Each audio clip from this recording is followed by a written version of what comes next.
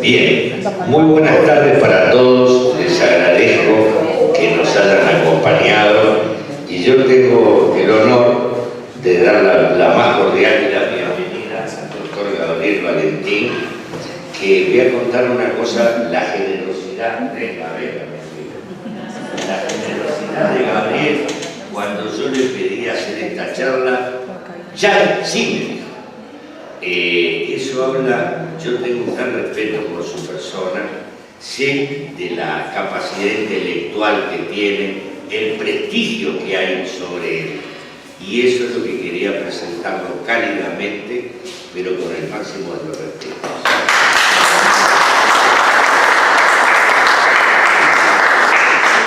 La charla de hoy el título es Determinación y cobro de honorarios en las tasaciones judiciales. Simplemente, a modo para no dilatar más, el disertante, que es el doctor Gabriel Valentín, es profesor titular grado 5 de Derecho Procesal, director de la maestría en Derecho Procesal Penal de la Universidad Católica del Uruguay, magíster en Derecho Procesal de la Facultad de Derecho de la Universidad Nacional de Rosario, República Argentina, doctorado en Derecho de la Facultad de Derecho de la Universidad de Rosario, Argentina, y actual director del Colegio de Abogados del Uruguay. Muchas gracias, queda con ustedes. Bueno, me agradezco a Orellano por la presentación, más que afectuoso, un poco exagerada, y la atribuyo al afecto más que a la relleno. Así que les agradezco a ustedes por esta oportunidad. He venido otras veces, sobre todo a actividades organizadas por el grupo de los síndicos e interventores concursales. He venido algunas veces a otras actividades, así que bueno, muchas gracias por la invitación de nuevo. La idea mía es presentar un marco general, ¿no?, de los honorarios en distintas situaciones. En ese repaso voy a decir cosas que sabemos todos, pero para que todos estemos con la misma información al momento de discutir. Voy a plantear algunos problemas que he visto que se generaron en alguna jurisprudencia que estuve relevando, y después, bueno, abrimos la discusión para que ustedes me planteen problemas que puedan haber surgido, situaciones parecidas a estas u otras que yo voy a plantear. Primero, marco general. El rematador, como presta una actividad, como bueno, el Código de Comercio, ustedes saben, lo regula, y después la Ley 15.508 también regula un estatuto básico del rematador. Allí se establece claramente que cuando actúa en la actividad privada tiene derecho a cobrar una comisión que puede acordar, bueno, y ahí se establecen ciertos parámetros de situaciones que después no están reguladas integralmente para el caso de remate del rematador cuando no actúa acordadamente, sino en un remate judicial. Les recordarán que ahí en esa ley, en la 15.508, se prevén distintas situaciones: si el remate se suspende, si el remate se anula, si el remate se anula porque el comité, sin culpa del rematador o por culpa del rematador. Bueno, todas esas situaciones que después hay que ver también cómo pegan en el caso de la actuación judicial. En la regulación del remate judicial en sí misma, más allá de que hay algunas viejas acordadas, incluso alguna de 1970 y pico, que regula la forma de designación del rematador, etc., la regulación de la ley procesal sobre este punto es muy escueta. Como ustedes saben, lo único que dice, al regular el acto de remate, la forma en que el rematador tiene que, del producido remate, retener lo correspondiente a la comisión que se determina, dice, de acuerdo al arancel que establezca la Suprema Corte de Justicia, que tiene el deber de depositar y de informar en los plazos establecidos, 3 y 10 días, que si no lo hace pierde derecho a la comisión, que ese depósito, que esa liquidación que hace sujeto a la aprobación posterior, cómo se aprueba el remate y no mucho más, ¿no? Ese es el marco básico sobre el cual ustedes tienen que actuar, y no es mucho. Y a nivel de las acordadas, la Suprema Corte, como ustedes saben, reglamentó esto primero en una acordada 7.132, que después fue modificada por la 7.139, modificada porque, bueno, al poco tiempo de haberse aprobado se cambiaron los montos, digamos, los porcentajes del acordado original, Y bueno, y después alguna otra circular concreta que resuelve algunos planteos concretos, pero básicamente esa es la regulación central. Más allá de otras acordadas que regulan otras situaciones especiales, como por ejemplo el caso de los remates llevados por el depósito judicial de bienes muebles del Poder Judicial, que tiene un estatuto especial, pero bueno, más allá de eso, esa es la reglamentación básicamente. Entonces ahí hay varias situaciones que tenemos que analizar. Primero, la situación del remate normal, es decir, se saca remate de acuerdo al régimen, como ustedes saben, después de la ley 19.090. Ahí hay una variante fundamental, que es el remate ya no es con base, es decir, ya no hay una tasación previa como había antes, ni de inmuebles ni de muebles, todos los inmuebles se sacan sin base en el remate de la vía de apremio.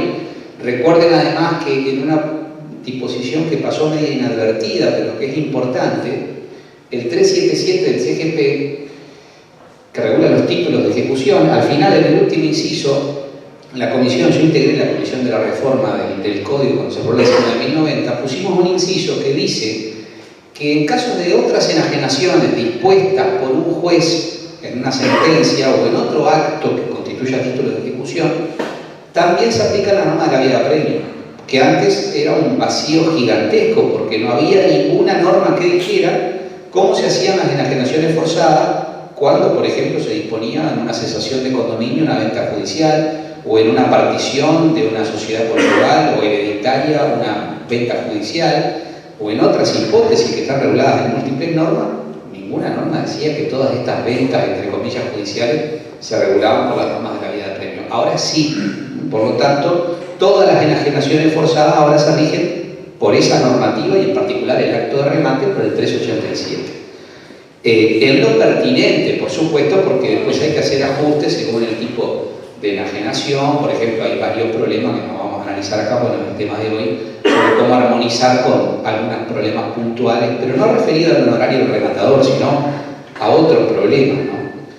Por ejemplo, vamos a poner un ejemplo, si en la venta realizada al amparo de una cesación de condominio, por ejemplo, contractual, el condómino contractual, sea el que promovió u otro, puede exonerarse de la seña al momento de hacer postura, por ejemplo, ¿no? Entre otros múltiples problemas, ¿no? Pero hoy el tema es el honorario. Entonces, ahí, en esa hipótesis, enajenación en vía de apremio, la única particularidad y el único problema puntual que hay es: ustedes calculan el honorario de acuerdo al arancel, retienen la suma correspondiente a eso y a los gastos, realizan el depósito, presentan el informe y el juez dicta el auto que aprueba el remate y que aprueba las cuentas del rematador. Y allí ustedes vieron que hay una modificación. El texto dice expresamente que, en realidad el texto literal, literalmente porque hay un tema con la cuestión literal, dice, el 387.6 dice: previa vista a las partes, el tribunal aprobará el remate y las cuentas en forma inapelable. Ustedes saben que la regla general en el CGP, en la enajenación forzada, en la vía de apremio, es por el 373 y el 393 del Código, todas las resoluciones que se dictan son inapelables, salvo norma expresa que establezca la apelabilidad, ¿no? Y esta norma vuelve a decir que la resolución que aprueba las cuentas del rematador es inapelable, pero curiosamente dice la que aprueba las cuentas, no dice la que resuelve sobre las cuentas del rematador. Con lo cual, se ha planteado, lo hemos sostenido algunos en los comentarios a la reforma del Código, que en realidad podría sostenerse la apelabilidad de la que no aprueba las cuentas del rematador o no aprueba el remate, porque el rematador, dentro de su actuación en la vía de apremio, es un interesado. Si por un lado actúa como auxiliar del tribunal, por supuesto, pero por otro lado es un interesado en cuanto al objeto relativo a percibir sus honorarios y que se apruebe el remate como hecho regularmente.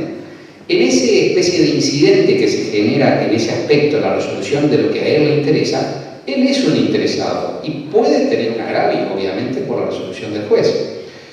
Que no le apruebe las cuentas, que le diga que hizo mala liquidación, que no le apruebe el remate, ¿no? Que diga que se hizo con alguna irregularidad o que anula el remate. Bueno, esa resolución, a juicio de algunos, es apelable, a pesar de la regla general, cuando no aprueba. Cuando aprueba claramente es inapelable, pero cuando no aprueba, porque por un lado porque acá dice la que aprueba, y por otro lado porque el 393 dice que es apelable la resolución que pone, la interlocutoria que pone fin al proceso. Entonces lo que se ha dicho es que respecto al rematador, esta pone fin, porque le dice al rematador, su remate no estuvo bien hecho o sus cuentas no son estas correctas, y por lo tanto a él está terminando, ahí termina la actuación del rematador y le causa un perjuicio.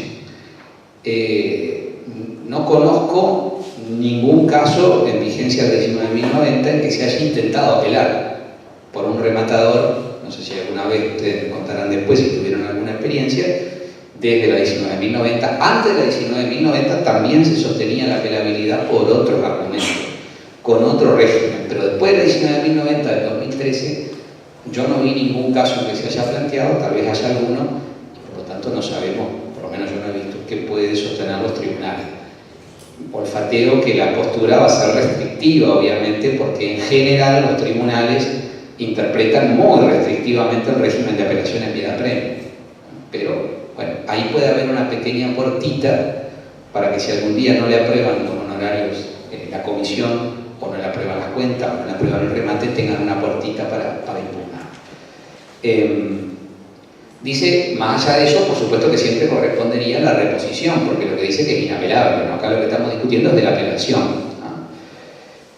Bueno, y ahí se plantean en esa hipótesis de remate judicial, de la comisión que puede cobrar el rematador, distintos problemas. ¿Qué pasa si, por ejemplo, fijado ya el remate, designado el rematador que está preparando el remate, no se realiza el remate? Y no se realiza por una decisión en la que el rematador no tiene nada que ver, sino simplemente, por ejemplo, las partes se pusieron de acuerdo, llegaron a un acuerdo sobre cómo liquidar y no se va a hacer el remate. Y ahí esa situación no está regulada por la ley procesal.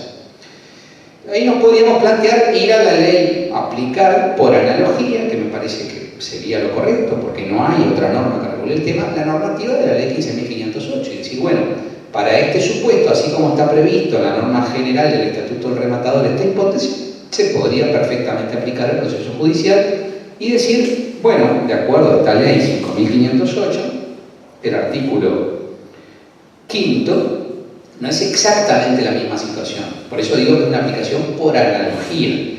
Porque el artículo 5º dice, si el remate se suspendiera una vez iniciada la tramitación del mismo por decisión del comitente, es decir, acá hay una relación bilateral, comitente-rematador, y el comitente le dice, no, mire, no voy a hacer el remate. No es esta situación. En esta situación el remate está fijado por un juez, el rematador es auxiliar del tribunal, y las partes, por ejemplo, se ponen de acuerdo el promotor decide no continuar, lo que sea.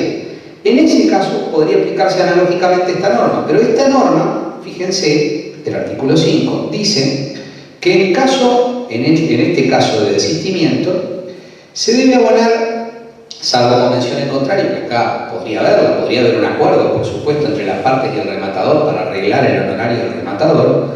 Si no hubiera acuerdo, sería lo que le hubiera correspondido al rematador si el remate se hubiera efectuado. Pero acá la regla que establece es que se calcularía sobre la base, y acá tenemos el problema de que no hay base, porque se saca sin base, y en su defecto por el valor venal de plaza al momento del remate. Es decir que si las partes y el rematador no se ponen de acuerdo sobre cuál sería el honorario, lo que tendría que hacer el rematador es regular sus honorarios reclamando, me parece a mí, con fundamento en esta norma por analogía, y decir que corresponde la mitad, tomar, como dice acá, el 50% de los honorarios, lo que le correspondería, tomando como base el valor venal de plaza, para lo cual van a necesitar pedir un peritaje, es decir, una tasación para determinar el valor venal de plaza.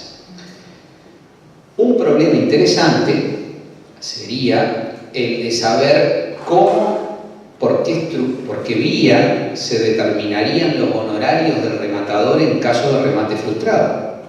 Frustrado no realizado por desistimiento de las partes, por acuerdo de las partes no realizadas, o por desistimiento del ejecutante. En esa hipótesis, porque la ley lo que regula es el brevísimo procedimiento posterior al remate, ¿no?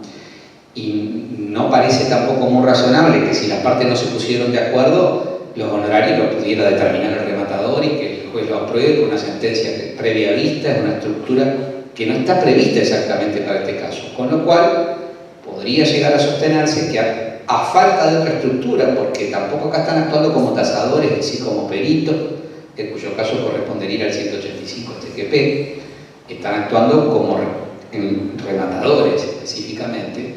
Como no hay una norma que establezca una estructura general, podría llegar a sostenerse que es el proceso ordinario, ¿no? Pero, si no la regulación de honorarios normal, sino un proceso ordinario, que tengan que reclamarle el proceso ordinario a las partes. La otra posibilidad es decir, bueno, aplico también acá la analogía y voy a la norma del 387, le presento mi liquidación, que puede de vista a las partes y apruebe la decisión es irrecurrible. Es más complicado acá la analogía porque estamos hablando de elegir la estructura por analogía, es decir, elegir la vía procesal por analogía. Y la regla, en principio, es que la vía procesal tiene que establecer la ley, es decir, en eso el argumento de la analogía es más complicado, ¿no? En el otro caso no, porque en el otro caso lo que estamos aplicando por analogía es la norma de fondo, la norma que dice cómo se calcula el honorario. En cambio, la norma que establece el procedimiento, si bien es posible aplicar la analogía en derecho procesal, está previsto incluso en el artículo 15 del CQP la posibilidad de integrar por analogía las normas procesales, es mucho más difícil para decir, en este caso dejo la estructura ordinaria, que es la de más garantía, que es la que todos en principio tenemos derecho, salvo que una ley establezca una vía especial, ir a la analogía para salirnos del proceso ordinario. Pero, bueno, estaría esa doble posibilidad. Si el remate judicial se realiza y se anula, bueno, y se anula sin culpa del rematador, pongamos, por la razón que fuere, en ese caso también se puede aplicar por analogía el artículo 6º, ¿no?, que dice que efectuado el remate de la ley, y si es anulado sin culpa, tendrá derecho a la comisión íntegra, que acá no hay problema porque acá hubo remate y por lo tanto es sobre el precio del remate, ningún problema. Y en este caso, en realidad, se supone que los honorarios, vamos a suponer que la secuencia podría darse de distintas formas. Una posibilidad podría ser que pasara esto: se hace el remate, ustedes hacen el depósito, presentan el informe, el juez va a examina y dice: no apruebo el remate porque hubo tal irregularidad, pero no hubo culpa del rematador. Lo que sea, por ejemplo, se omitió realizar en la etapa previa al remate y la actuaria se lo comió y el juez tampoco lo vio y ninguna de las partes lo vio. Faltó una citación de excepciones, una notificación al ejecutado. Bueno, el rematador no está dentro de sus competencias la de controlar la regularidad procesal previa. Justamente hay un informe actuarial previo al remate en el estudio de títulos, en el que además ahora la ley le dice expresamente que tiene que controlar la regularidad procesal, es decir, que él pasó por un informe actuarial que dio lugar del remate. Si el juez resulta que al revisar todo se encuentra con que ahí hay una nulidad, podrá disponer la nulidad del remate, pero tendrá que aprobar los honorarios del rematador, porque el rematador hizo el remate regularmente, ¿no? En esa hipótesis, él debería no aprobar el remate, porque sería nulo, pero sí aprobar la cuenta del rematador, y en ese caso, bueno, en ese caso puede haber otros problemas, ¿no?, respecto a quién tendrá que hacerse cargo, ¿no?, y después, bueno, pero el honorario en sí mismo, ¿no?, tiene que ser aprobado. Pero claro, el tema es que ese honorario ustedes hicieron una retención sobre el dinero del mejor postor, que ojo, tampoco está exento de culpa, porque hizo postura en el remate, ¿no? Ahí puede haber una discusión que no es mía, del derecho civil, a quién corresponde la responsabilidad, ¿no? Pero quiero decir, esa es una posibilidad. La otra posibilidad, ahí si no les aprobara a ustedes, se plantearía el problema de la recurribilidad que decía hoy, si se puede recurrir, si se puede apelar, sobre todo, ¿no? Pero podría pasar también que el juez aprobara el remate, ¿no?, y que con posterioridad se advirtiera una nulidad, se promoviera un incidente de nulidad, por indefensión, por lo que fuere, A veces pasa, hace un rato me llamó un colega, un expediente que tiene 20 años, se trabó un embargo genérico y después un embargo sobre cuentas bancarias, se acaba de trabar y nunca se citó excepciones al ejecutado en 20 años. Nunca. Y entonces el embargo de cuentas bancarias también es nulo porque el embargo de cuentas bancarias solo se puede imponer cuando hay un título de ejecución, es decir, una sentencia firme. Y acá, como nunca lo citaron de excepciones, bueno, puede haber una nulidad en cascada. Bueno, si se descubre una nulidad con posterioridad, más allá que hay límites para plantear la nulidad por indefensión en el código, y se declarara la nulidad con posterioridad, bueno, los honorarios que el rematador tenía derecho a percibir, si no hay culpa suya, tiene derecho. Si es por culpa suya, bueno, lo dice el artículo 7 de la ley, ahí sí pierde los honorarios porque fue él el responsable de haber realizado ese remate irregularmente. Bueno, esas son hipótesis de honorarios de rematador en el remate judicial. Puede haber otros problemas que ustedes me pueden plantear después al final, si les parece, lo discutimos todos juntos.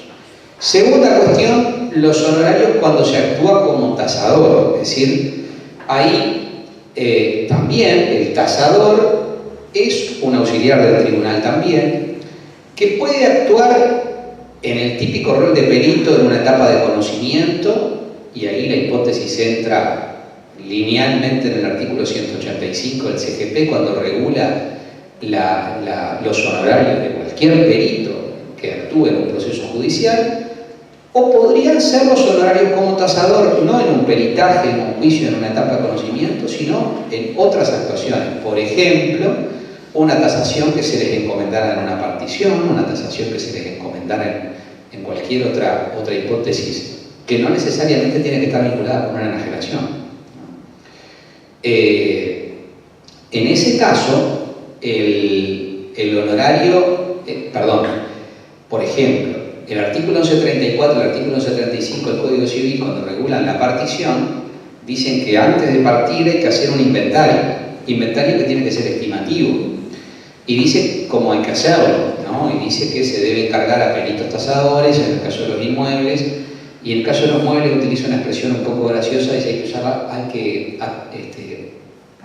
se tiene que encargar a personas inteligentes, dice el Código Civil. 1134. Se supone, o 1135, se supone que se está refiriendo, bueno, no a personas que necesariamente tengan un cierto nivel de inteligencia, sino que tengan conocimiento, ¿no? Es decir, ese sentido de la expresión. Pero que en definitiva termina siendo un tasador también, ¿no? Dependerá, el legislador quiso utilizar una expresión amplia porque el bien a tasar puede ser muy variado, ¿no? Desde un cuadro a cualquier bien mueble, maquinaria, yo qué sé, puede ser muy variado. Entonces, ahí el problema está en que en esos otros casos en que no actúa estrictamente como tasador perito de una prueba pericial en juicio, sino otras tasaciones, la ley no dice claramente que se le aplique el estatuto del perito. Pero todos los que hemos analizado alguna vez este tema, de esas otras cuestiones, decimos que, por ejemplo, en el caso del 1134, decimos que hay que aplicar la normativa de la prueba pericial porque no hay otra normativa, es decir, es como la normativa residual, por más que no está pensada para todos estos casos, es la normativa a la que hay que ir. Entonces, la normativa del 1134, del 185 del CGP, sería la normativa con vocación general para cualquier tasación judicial, sea en etapa aprobatoria o en otras actuaciones judiciales como tasador. Y esa norma, como ustedes saben, a partir de la ley 19.090 que reformó el CGP, antes había una gran discusión porque había dos incisos que decían cosas que parecían contradictorias. Uno que decía que los honorarios se debían determinar en la sentencia definitiva y otro que decía que los honorarios se debían determinar por el arancel del colegio, del arancel que correspondiera por la estructura del proceso de regulación de honorarios de los abogados 144 de la ley. Entonces, había como 4 posiciones sobre cómo solucionar esa contradicción. Unos que decían, bueno, si se determinó por las partes, el perito fue designado a pedido de parte, en ese caso se determina la sentencia definitiva. Si lo designó el juez bajo regulación de honorarios, pero decían, no, según el momento que se plantee, si es en juicio, una sentencia definitiva, pero si es después, por ejemplo, en la etapa de ejecución, hay que hacer la regulación de honorarios. Bueno, había un acá no quiero detenerme en esto porque cambió radicalmente a partir del 19.090. ¿Qué dice la ley nueva? Algo que a mí no me parece muy bueno, que es que el perito, en este caso el tasador, presenta su estimación de honorarios juntamente con su dictamen, es decir, con su tasación.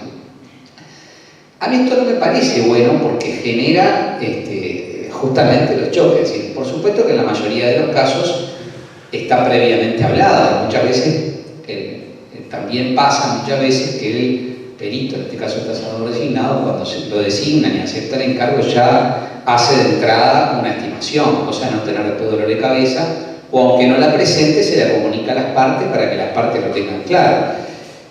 Pero cuando eso no pasa y aparece la estimación de los honorarios al conjunto con la tasación, ahí se pueden plantear algunos problemas. Y el código dice que de esa estimación, del dictamen y de la estimación, hay que dar vista por 3 días. Y en ese momento las partes tienen que decir, pueden decir lo que quieran respecto al dictamen, pueden pedir ampliaciones, aclaraciones y lo pueden impugnar ahí mismo. O como ustedes saben, pueden hacer lo mismo en audiencia, están las 2 oportunidades según la ley, y pueden en ese momento no decir nada respecto a los honorarios, en cuyo caso el juez, después de terminada la labor pericial, después de la audiencia de explicaciones, tiene que aprobar el honorario. O puede formular su objeción, en cuyo caso dice el 185. Permítanme, punto 3 creo que es.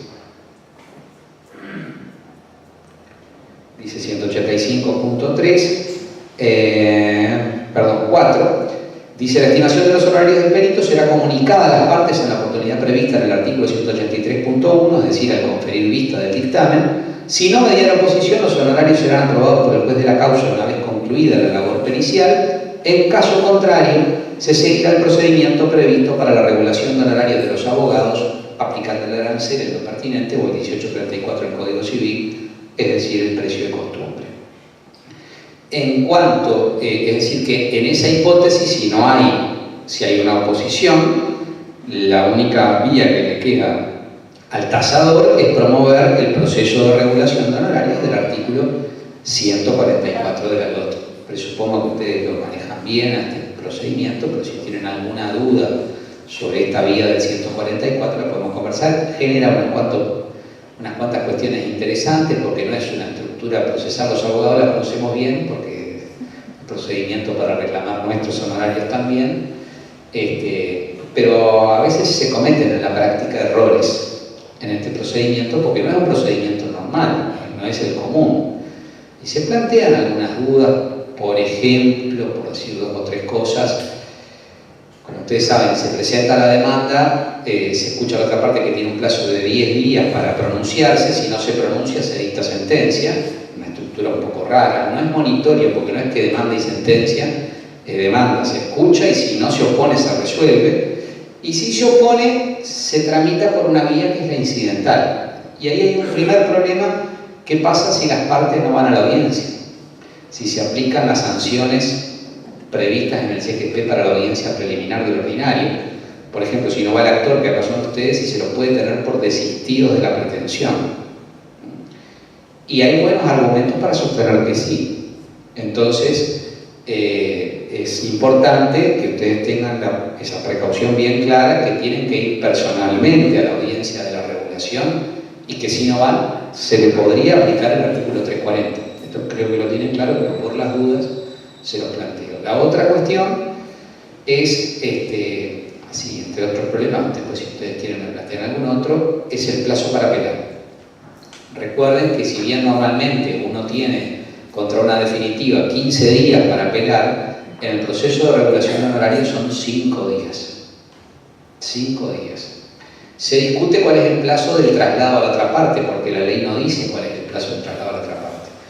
Y hay 3 tesis, una que dice que son 5 días por igualdad, porque si uno tiene 5 días para apelar, el otro tendrá 5 para contestar. Otra que dice que son 6, porque todos los traslados, cuando la ley no dice por qué plazo son por 6. Y otro que dice que son 15, porque como es una sentencia definitiva, los traslados de apelación definitiva son 15. Esta última postura colocaría a las partes en situación de una desigualdad irritante, porque uno tendría 6 días hábiles y el otro 15.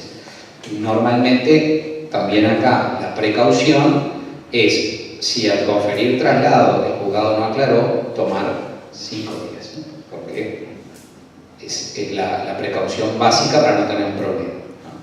Si apeló la otra parte. Bueno, en cuanto a la norma de referencia del arancel, como ustedes saben, esto también está en la acordada 7139, que establece también el arancel de los peritos tasadores, ¿no? Que acá en este caso va a ser sobre el valor de tasación del bien, tiene una referencia clara que es el valor de tasación.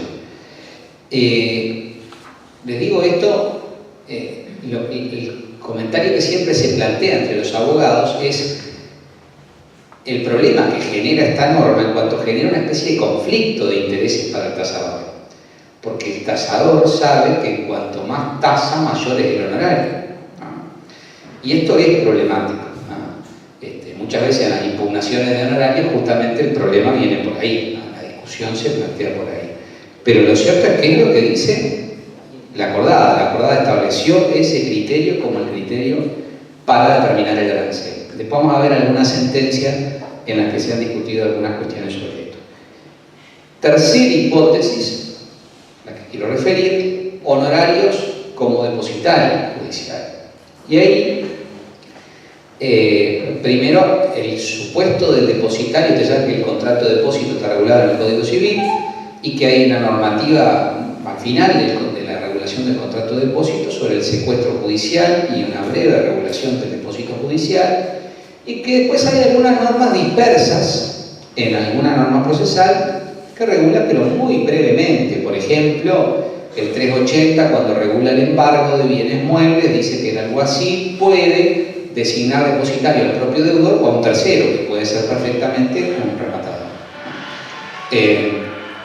Y fuera de esa, bueno, después hay alguna otra norma que regula situaciones, pero muy, muy puntuales. Entonces, no hay ninguna norma sí, que regule con carácter general el procedimiento para la determinación de los honorarios del depositario, es decir, más allá de que generalmente se pueden acordar y que pueden ser fijados de otras maneras, no hay una vía cuando hay una discusión entre las partes acerca de los honorarios del depositario, por lo cual en la práctica se ha dicho que hay dos posibilidades. Una es considerarlo como un perito y aplicar la normativa del perito, pero me parece que claramente no es exactamente la situación.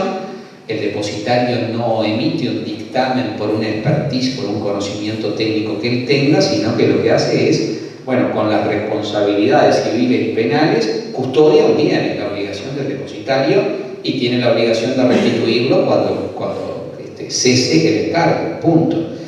Entonces, solamente se podría ir por analogía, y como les dije, acá aplicar la analogía para elegir una vía es complicado, por lo cual en general se ha sostenido que la estructura es la del ordinario.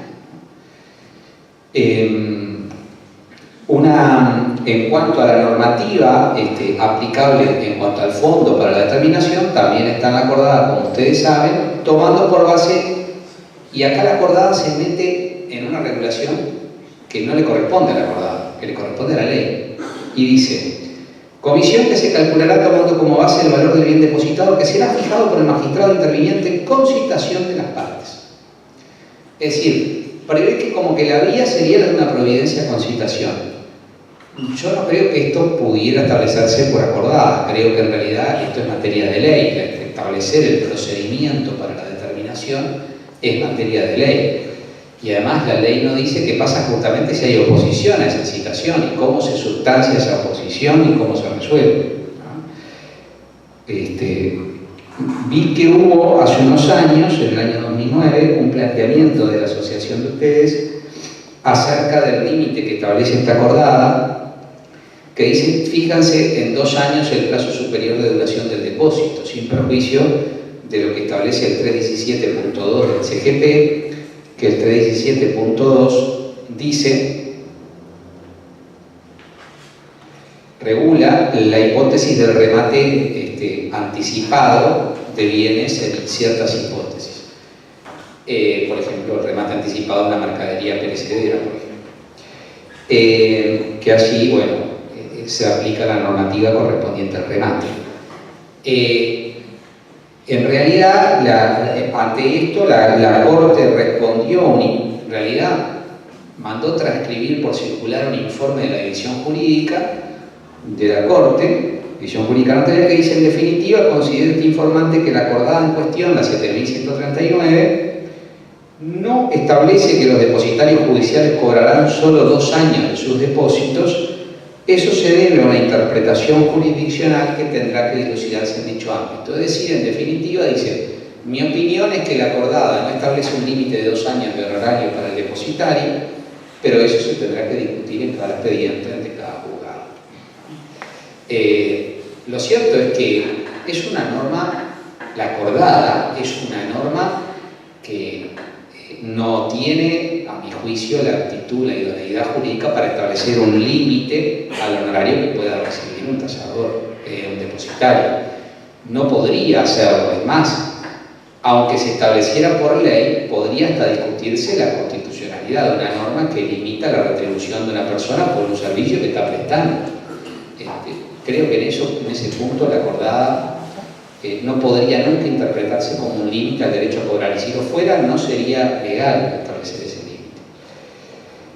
límite. Una cuestión interesante que se plantea, y con esto voy terminando con el planteo general y les comento 2 o 3 sentencias. Una situación interesante es cuando el que remata en un remate judicial fue previamente depositario del bien que va a rematar.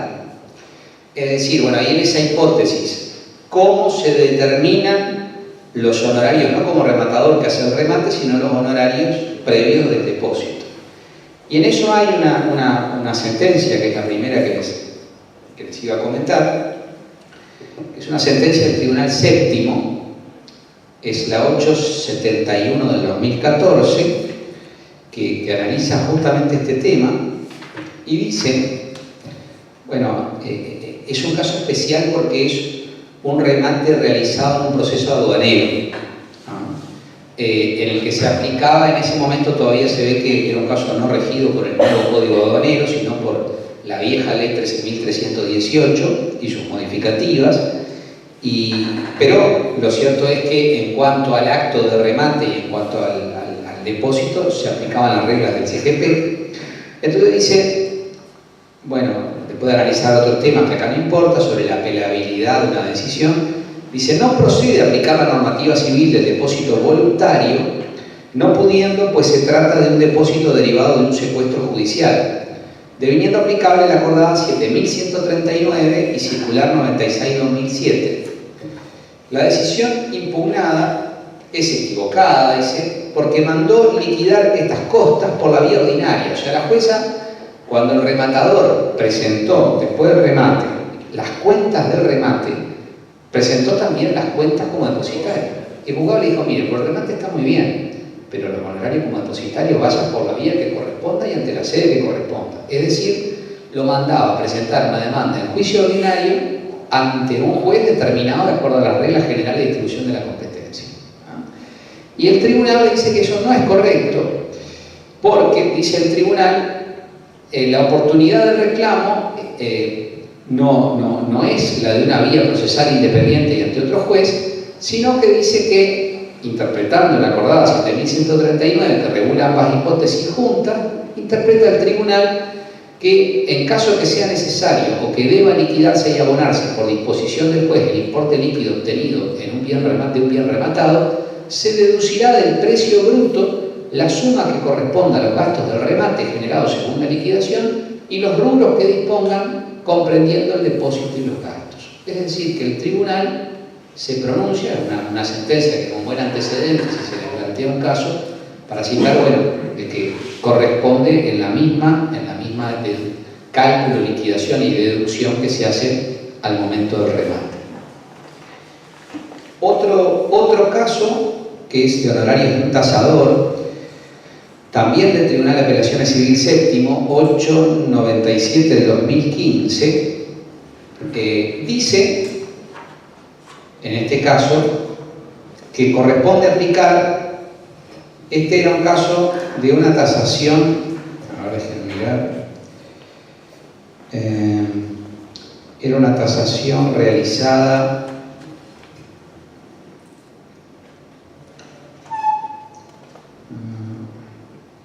en una etapa de conocimiento, es decir, una tasación efectuada como prueba en juicio.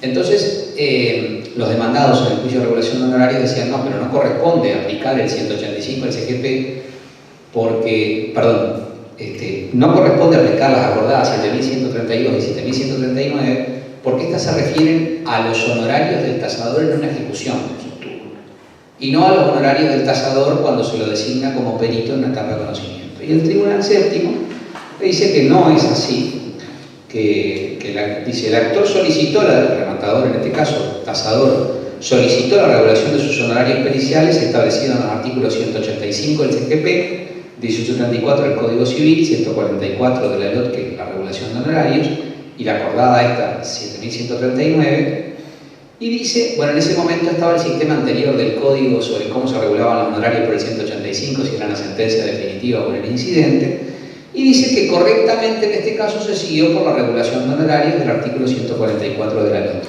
Y le dice que resulta aplicable las disposiciones arancelarias de la acordada 7.132 y 7.139. Es decir, que el tribunal laudó que sí correspondía aplicar estas acordadas para el caso de honorarios de un tasador que actúa como perito de juicio. Y bueno, más allá de que después ingresan la cuestión de fondo sobre cómo determinar los honorarios, que creo que los reduce, los termina bajando, ¿no? Porque dice que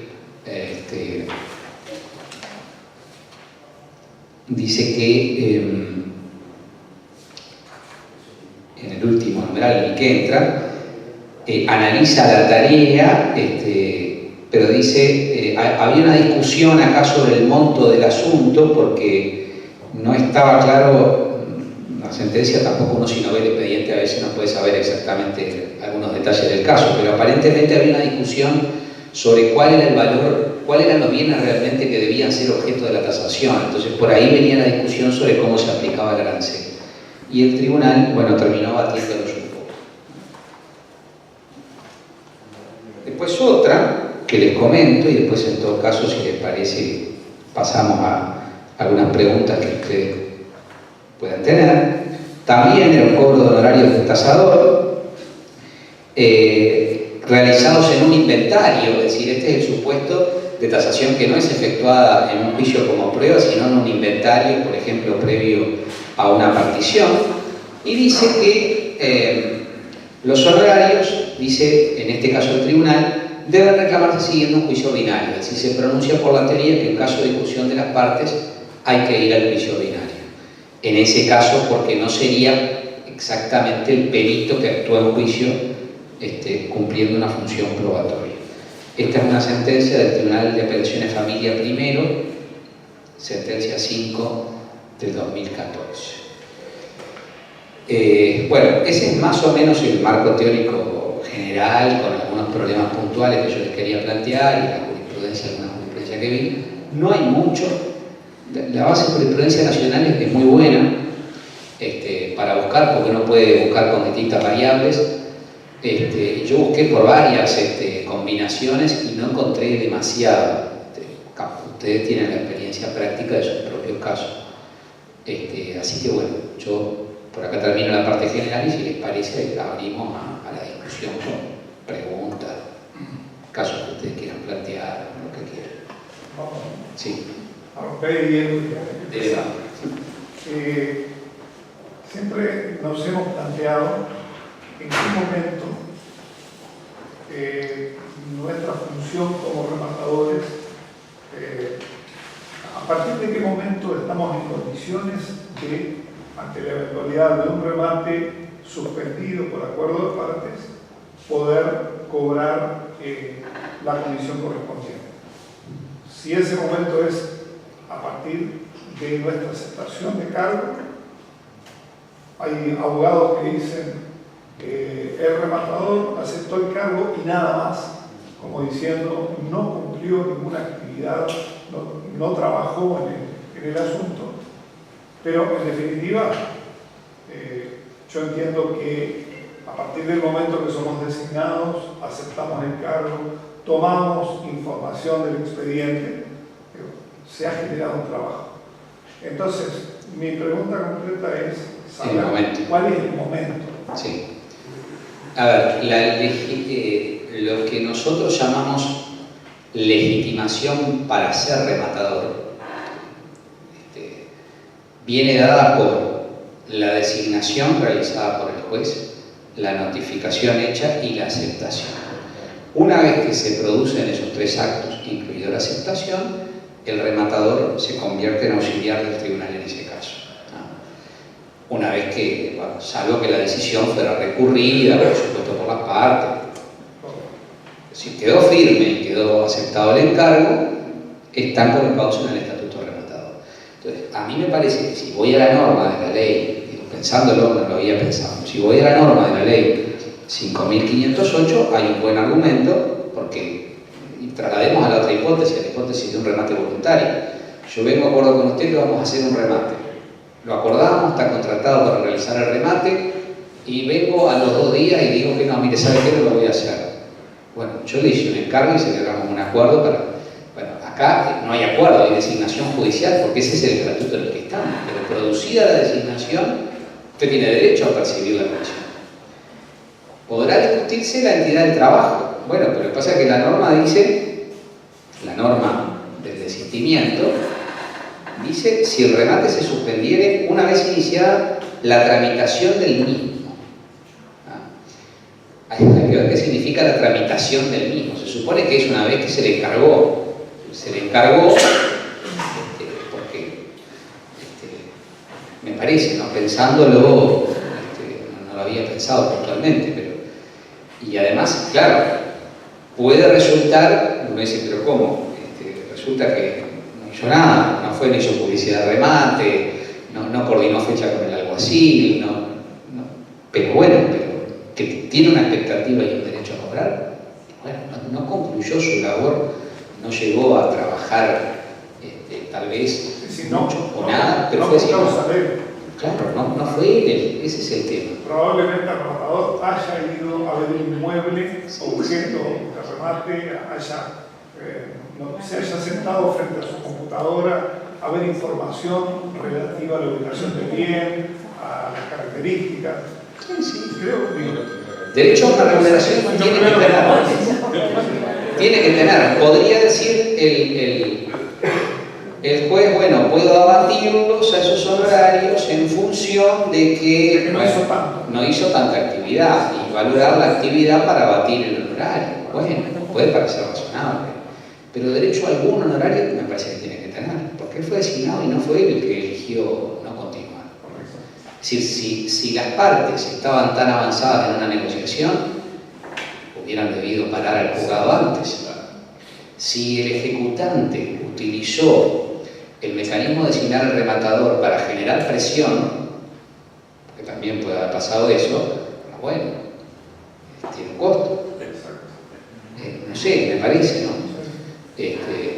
Porque me parece que prudentemente quien está avanzado en un acuerdo o está en conversaciones, dice, bueno, esperemos, no vamos a generar más gastos. Pero bueno, sí.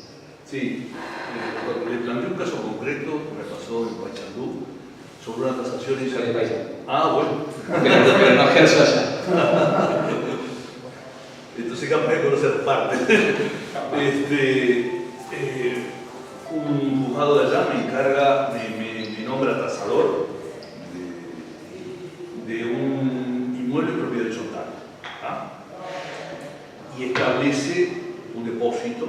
Yo no pido nada, establece un depósito a las partes. Yo consigo información, me contacto con los abogados, ¿verdad? Y inclusive uno de los abogados me manda parte del expediente, una actitud muy...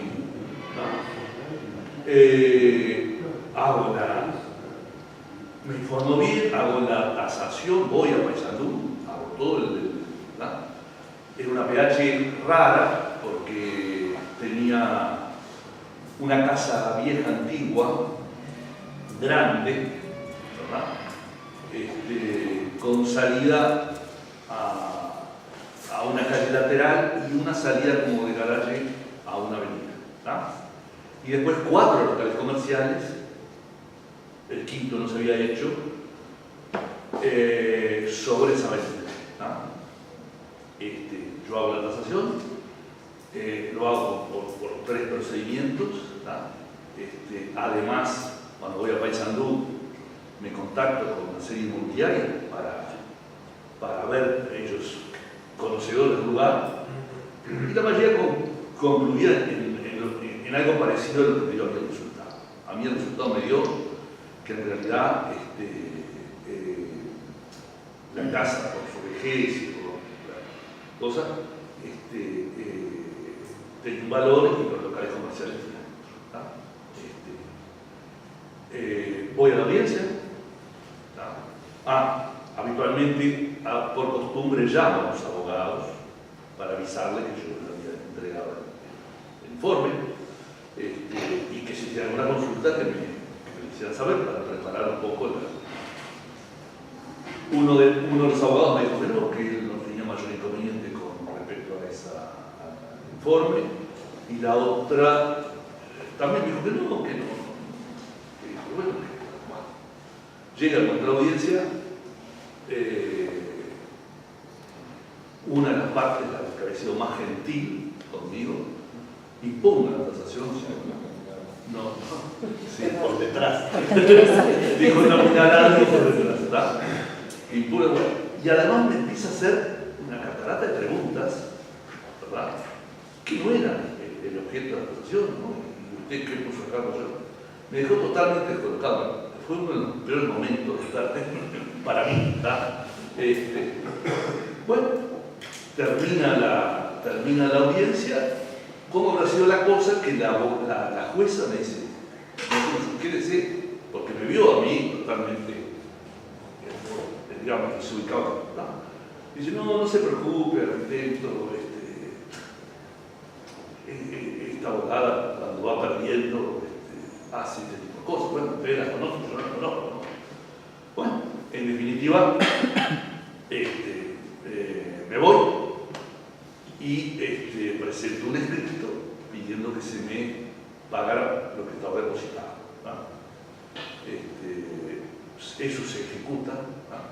Y yo cobro a través de un conocido, me ha matado a un conocido mío de Paysandú, cobró, me mandó y después pregunto qué pasaba, abro con la actuaria, qué pasaba con el resto, ¿no? Entonces la actuaria consulta a la jueza y la jueza dice que me presente yo a reclamar la diferencia, ¿verdad? La diferencia era importante, pero tampoco era sustancial, pero yo nunca hice esa reclamación, ¿no? Entonces yo ya vi que con la otra parte no tenía la intención de pagar nada más, ¿no? Y entonces hablé con la otra parte y le dije, bueno, acá falta esto, pagar con otro abogado, ¿no? Si es posible doblarlo, me dijo, sí, no hay ningún inconveniente. Y me gira el dinero y yo le mando un escrito al propio abogado y el abogado lo presenta, así que yo cobré una parte. Mi pregunta es, cuando está impugnado por una de las partes, aunque el trabajo está hecho, sí, ¿está correcto que no cumplan con la totalidad del pago? No, tiene que cumplirlo. Es decir, la labor pericial terminó, puede objetar la labor pericial. Si impugnara de nulidad el peritaje por algún defecto vinculado con la actividad del tasador, ahí entraríamos en un problema, que podríamos discutirlo. Pero tiene derecho, sin duda, a cobrarlo, aunque esté impugnado.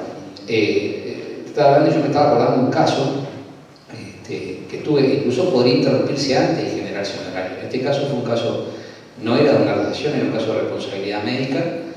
Yo defendí, fue hace muchos años, hace como 15 años, yo defendía, era un caso con una emergencia médica, y por el tiempo que demoró la emergencia médica en llegar al lugar, la persona, bueno, ese es el reclamo por el tiempo de la demora. Entonces hizo un peritaje, y el peritaje no fue favorable al cliente mío, sino por la víctima que reclamaba, por los familiares de la víctima, que la persona había fallecido. Entonces, bueno, entre esos 3 días yo tenía que evacuar la vista y después ir a la audiencia.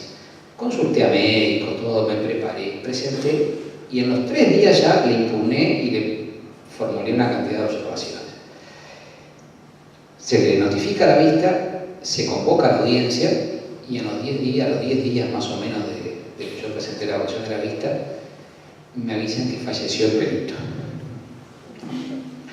Es decir, se murió el perito antes de concluir su labor, porque la labor del perito concluye después que da sus explicaciones en audiencia.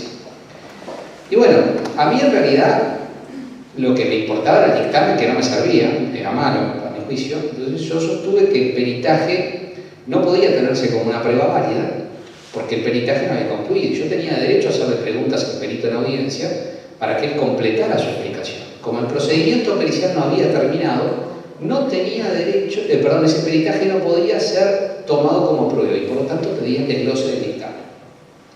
Pero que en cuanto a los honorarios del perito se habían generado, que en todo caso podía considerarse una labor no completa, pero que por supuesto los herederos del perito tenían derecho a cobrar sus honorarios. Que el juzgado lo liquidó y declaró pidió y ordenó el desglose del dictamen, lo que para mí fue. Pero por supuesto que tenía derecho a cobrar los honorarios, porque tarea realizada existía. Y en el caso suyo, tarea realizada y terminada. Sí, sí. Sin duda. Sin duda tiene derecho. Yo después no fui a dar vuelta al expediente para ver en qué momento la había impugnado. No sé si como usted dijo hace un ratito que la podían impugnar en la propia audiencia o antes. Claro, antes. Para evacuar la vista entre los 3 días o en la audiencia. Pero para impugnar, que acá hay una cuestión que siempre pasa, para impugnar hay que impugnar de 2 formas. O proponiendo una nueva prueba, una prueba que invalide, por ejemplo, en el caso de ustedes, la tasación, es decir, que le aporten una documentación que acredite que el valor no se corresponde, o pidiendo una nueva tasación, pidiendo un nuevo peritaje. No se puede impugnar y decir impugno porque no me gusta, tiene que o aportar una prueba o pedir un nuevo dictamen. Pero su labor concluye. Ahora, aparentemente, habían estado de acuerdo las 2 partes cuando me piden a mí, porque por algo he juzgado, les dio a pagar por mitades.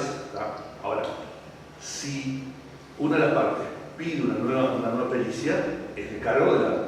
Es de cargo, sí. La regla de a quién se atribuye es el que pide, paga. Si yo pido y el otro pide incluir puntos en el objeto, no importa la entidad de los puntos, cuánto pidió cada uno, es por mitades. Si lo piden los 2, por supuesto, es por mitades, y si lo decreta el juez de oficio es por mitades. El que impugna, paga el nuevo peritaje, solo. Es una regla que a veces puede ser injusta, sobre todo cuando se dispone de oficio, porque cuando no le disponen de oficio un peritaje, si como yo no lo pedí, tengo que pagarlo. Bueno, pero la regla del código es así. Un poco con miedo, porque sí. ¿Qué pasa, por ejemplo, en los remates de aduana que varios de nosotros hemos tenido y lo que te dan para rematar no cubre ni los gastos que vos tuviste? Cuando vas a liquidar, que en realidad no te podés cobrar, a mí me ha llegado a pasar que hasta me han exigido que presente la boleta por lo que tampoco puedo cobrar. Y fui a discutirle y decir... ¿Pero qué es por abandono? La verdad que no sé, ha habido todo, abandono infraccional, contrabando, depende del expediente, ¿no? Claro. Pero hay algunos que, por ejemplo, le sacan las botellas de whisky, viene a la ANCAP, tenés que llevar algunas para revisar. Cuando venís, lo que te queda ahí no tenés ni para pagar el oficial. Entonces, cuando en realidad el día del remate, aunque las remates, te da en rojo siempre. En esos casos, ¿qué hacemos? Nosotros no tenemos derecho a reclamarle a nadie. Y bueno, ahí en realidad depende del caso que sea, pero todos los procesos aduaneros, el fisco que representa al Estado es el interesado. Si está interesado en llevar adelante el remate a pesar de que no cubra los costos, yo no veo por qué no debería hacerse cargo, porque digo, el fisco es el interesado en rematar para cobrar del producido el remate. Entonces, si es el interesado en sacar el remate, si quiere que el remate se realice a pesar de que no cubre ni los costos, tiene que hacerse cargo de los gastos. Pero cuando vos le vas a liquidar, o tenés que a vos te dieron la orden de apertura de cuenta, fuiste y le depositas. ¿Qué le vas a depositar si no tenés nada? No tendría nada, tendría que hacer una regulación de honorarios. Bueno, pero ahí